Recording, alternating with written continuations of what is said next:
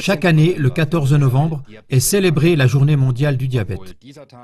Bien que l'OMS soutienne la journée depuis 25 ans, le nombre de nouveaux malades n'a en rien pu être diminué. Y a-t-il un rapport entre le taux de glycémie trop élevé, diabète, et la consommation importante de sucre, cette dernière ayant triplé en 50 ans? Dans une expérimentation sur des rats, des scientifiques ont prouvé que le sucre agit comme une drogue. Ils donnaient régulièrement du sucre en excès aux rats.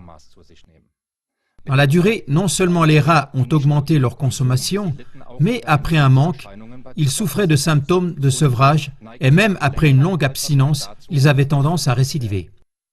La raison en était que le sucre agit sur le cerveau et augmente le niveau de dopamine, un transmetteur, et donne ainsi un sentiment de bien-être.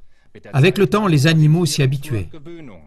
Pour éprouver le même sentiment de bien-être, les animaux avaient besoin de plus en plus de sucre.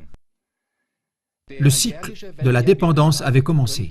La Journée mondiale du diabète pourrait être une occasion idéale pour l'OMS d'informer sur de tels liens de cause à effet. Malgré l'affirmation de l'OMS de mettre en pratique le meilleur niveau de santé possible pour tous les humains, elle ne met pas fin au business mondial de la dépendance au sucre. Et ceci pour le plus grand bonheur de la grande industrie agroalimentaire et de l'industrie pharmaceutique dans le monde entier. Pourquoi donc? Nous terminons avec une citation d'Aldous Huxley. La recherche médicale a fait de si grands progrès durant la dernière décennie qu'il n'y a presque plus personne en bonne santé.